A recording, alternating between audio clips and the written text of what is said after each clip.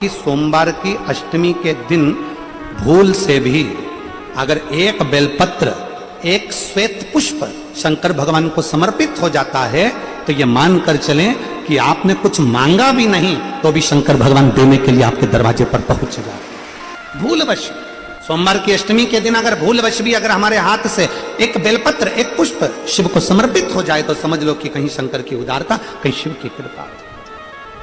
सोमवार की अष्टमी के दिन 7 चुल्लू जल या तुम्हारे हाथ में जो लोटा होता है पानी का उस जल को जब डालते हैं 7 बार धीरे धीरे धीरे धीरे उत्तर की ओर मुख कर कर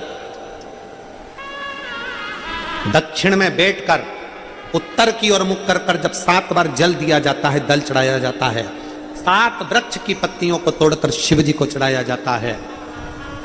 कितना भी कष्ट का समय चल रहा हो वो कष्ट का समय कट ही जाता है और कुछ अच्छी खबर मिलती जरूर है,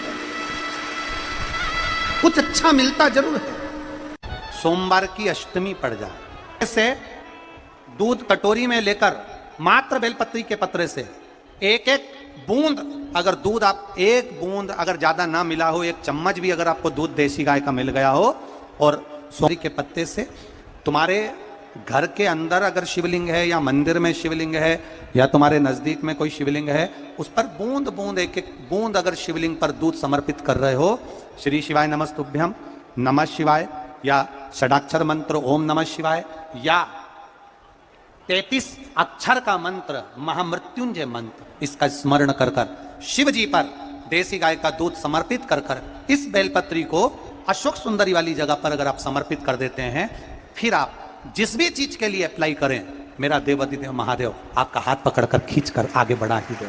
नारी की जिंदगी जब इस तरह से जी रही होती है शिव पुराण कहती है केवल एक चावल का दाना एक अक्षत एक बेलपत्र और एक पुष्प की लाल पुष्प की पंखड़ी जो सोमवार की अष्टमी के दिन मां मालिनी के नाम से मां गौरा के नाम से आदिशक्ति के नाम से 3 नामों का स्मरण कर कर मालिनी मां गौरा आदिशक्ति का स्मरण कर कर जो अशोक सुंदरी वाली जगह पर समर्पित कर देती है नारी उसकी जिंदगी से दुख समाप्त हो जाता है और वो खुशी की और धतूरे का फूल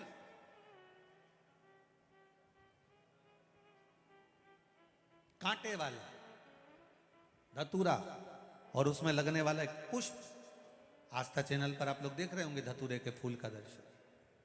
धतूरा और धतूरे का पुष्प छोटा सा पौधा है ज्यादा बड़ा नहीं है कांटा लग रहा है धतूरा लग रहा है और उसमें भी साधारण धतूरा नहीं जिस धतूरे के नीचे की डंडी लाल कलर की होती है अगर वो सोमवार की अष्टमी को देवाधिदेव महादेव को समर्पित करी जाती है तो उसके घर में कभी संपदा की कमी नहीं होती है। वो धतूरा है साधारण नहीं है। धतूरे में भी लाल डंडी जैसे धतूरा गोल होता है उसके नीचे एक छोटी सी डंडी देखा है आप लोगों ने? अरे देखी कि नहीं देखी बोलो धतूरा देखा है ना? धतूरे के अंदर एक नीचे छोटी सी डंडी होती है जब तोड़ोगे तो वो डंडी का कलर अगर लाल है वो डंडी का कलर अगर लाल है और कभी हम तो कहेंगे जैसे बड़ी बीमारी जिसको हो जाती है लीवर किडनी कैंसर आदि बड़ी बीमारियों से जो जूझ रहा होता है प्रयास करो प्रयास महामृत्युंजय का जाप कर कर महामृत्युंजय का स्मरण कर कर एक लाल डंडी का धतूरा प्रयास करना एक धतूरा मिल जाए या 5 धतूरे मिल जाए किसी भी एकांतेश्वर महादेव पर जो शिव मंदिर एकांत में हो जहाँ कोई जाता आता नहीं हो। वैसे तो अब बहुत मुश्किल है कि ऐसा मंदिर मिल जाए जहाँ कोई जाता आता नहीं हो। पहले की बात दूसरी है अब बात दूसरी है। फिर भी कहीं आप रोड पे से निकल रहे हो एकांतेश्वर महादेव अगर आपका दिख जाए बहुत बीमारियों से ग्रसित हो तो भी महामृत्युंजय जाप का स्मरण कर कर या किसी विद्वत ब्राह्मण जन से महामृत्युंजय मंत्र का जाप कराकर या भगवान शिव के मंत्र का जाप स्वयं कर कर वो भी ना बने तो पंचाक्षर मंत्र नमः शिवाय, षडाक्षर मंत्र ओम नमः शिवाय या श्री शिवाय नमस्तुभ्यम जप कर वो लाल डंडी का धतूरा 5 एकांतेश्वर महादेव को आप समर्पित कर सकते हो। रोग थम जाएगा, जो दवाई खाओगे वो शरीर को लगना प्रारंभ हो जाएगी और आप स्वस्थ होना प्रारंभ हो जाएंगे।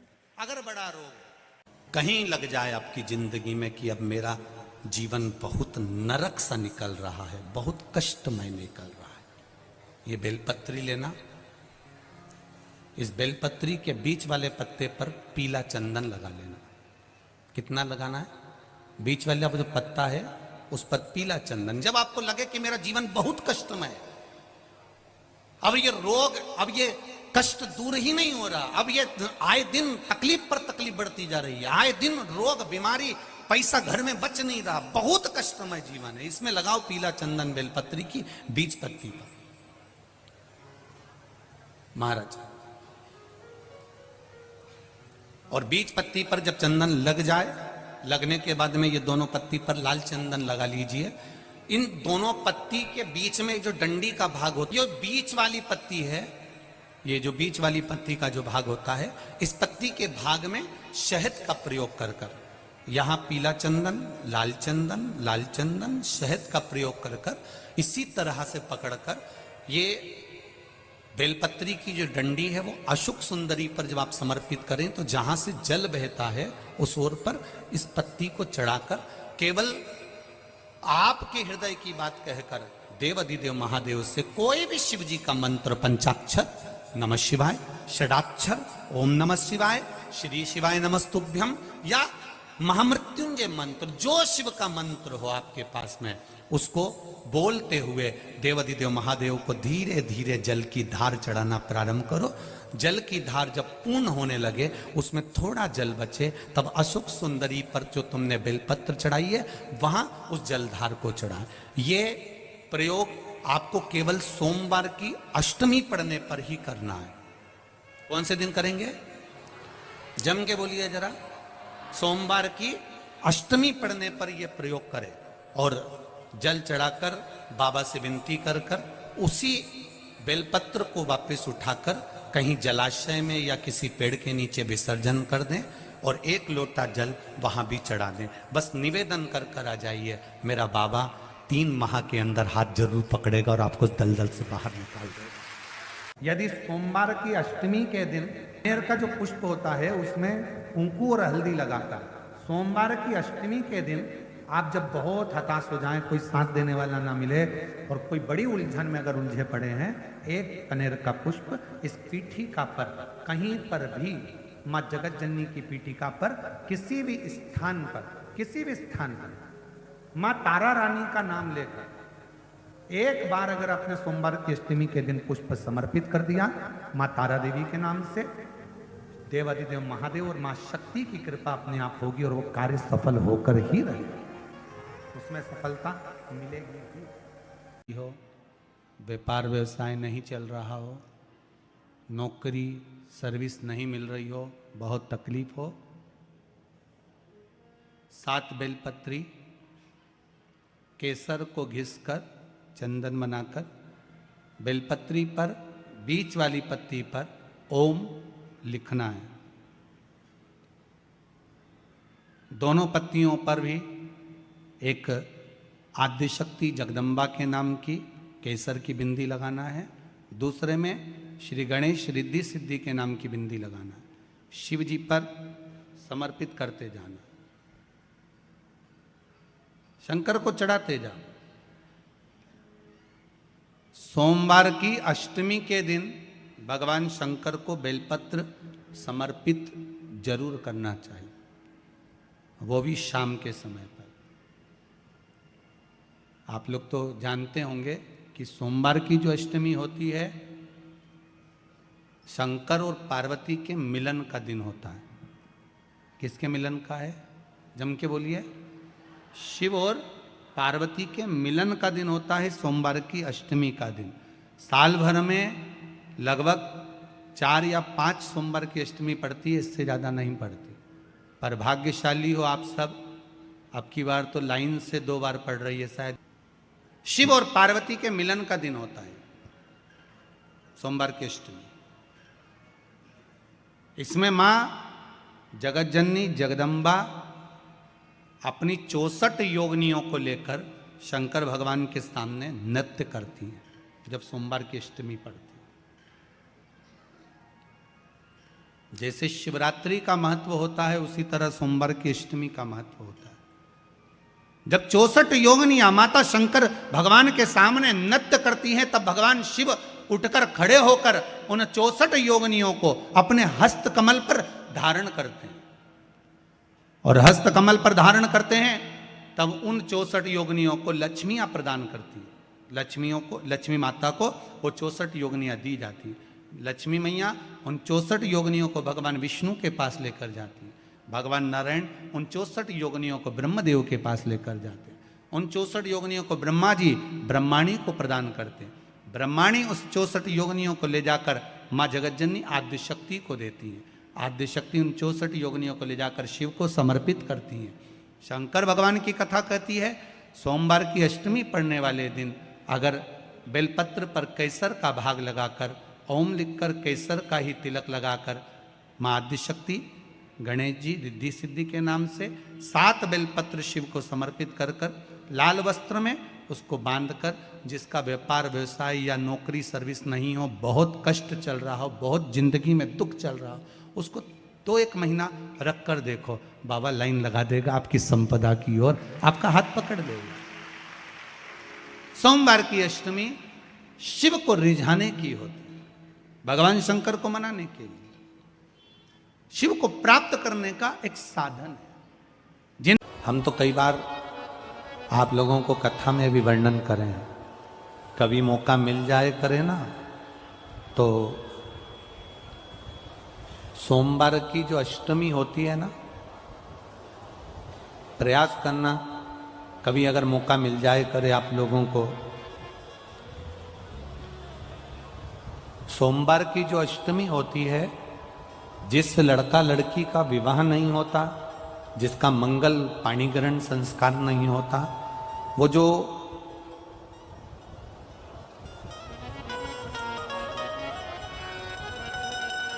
ये अशोक सुंदरी वाली जो जगह होती है, ये शिवलिंग है, ये जलाधारी है। यहां से जो चरण है, इसमें राइट में गणेश जी, लेफ्ट में कार्तिकेय जी, बीच में एक मोटी सी लाइन होती है जो अशोक सुंदरी का स्थान होती है। शिवलिंग के ऊपर जो जलाधारी बंदी होती है, वो जलाधारी में से जो बूंद बूंद पानी शिव जी पर गिरता है, वो शंकर भगवान की 5 बेटियां जया, विषहरा, शामली बारी, दौतली और देव, ये ऊपर से एक एक बूंद पानी शिवलिंग पर गिरा रही होती।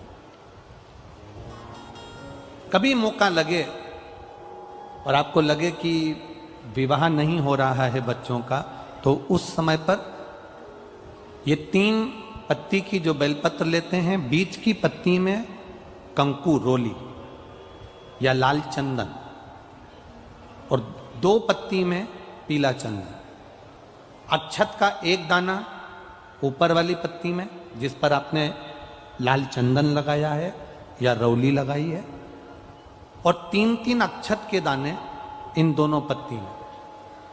अपना स्मरण कर कर भगवान देवाधिदेव महादेव के सम्मुख में जो अशोक सुंदरी का स्थान है, सोमवार की अष्टमी के दिन इस बेलपत्र को, डंडी का जो भाग है वो जहां से पानी बहकर जाता है उस ओर करते हुए इस बेलपत्र को अशोक सुंदरी वाली जगह पर समर्पित कर देना चाहिए, और अपने हाथ का स्पर्श कर कर बाबा देवाधिदेव महादेव से प्रार्थना कर कर सोमवार की अष्टमी के दिन जो आ जाता है, बाबा देवाधिदेव महादेव उसका मंगल विवाह शीघ्र ही करा देता है। यह अशोक सुंदरी का स्थान,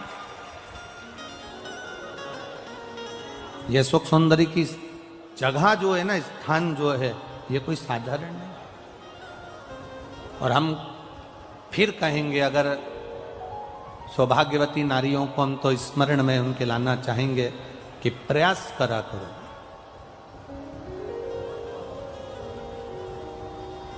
प्रयास करा करो कि सुहाग की सामग्री आप चुंदड़ी देते हो, चूड़ी देते हो, काजल देते हो, लाली देते हो, आप बहुत सारा सामान सुहाग का देते हो, हम मना नहीं करेंगे, पर प्रयास करा करो कि सुहाग की सामग्री कभी भी प्लास्टिक की डलिया में नहीं, बांस की टोकनी में रखकर देना चाहिए।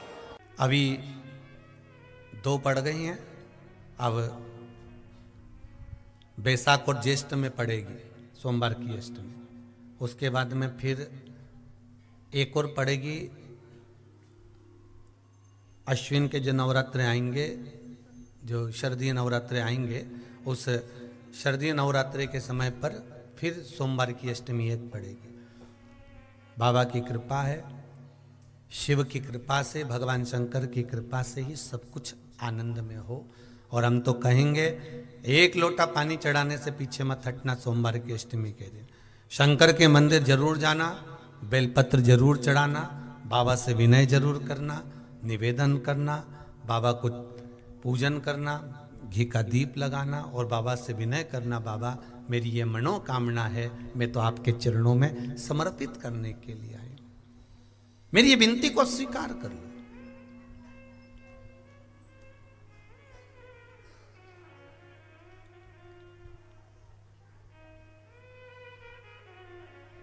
तेरे दरबार की बाबा निराली शान देखी है, तेरे दरबार की बाबा निराली शान देखी है, तुझे देते नहीं देखा पर झोली भरी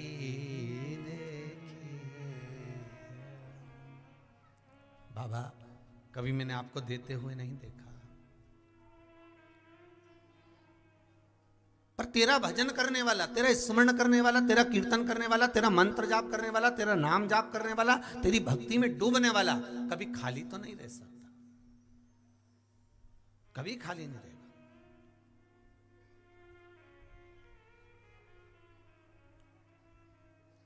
बहुत सरल भाषा, किसी भी अष्टमी तिथि को 12 महीने में शुक्ल पक्ष कृष्ण पक्ष की अष्टमी तिथि पड़ती है।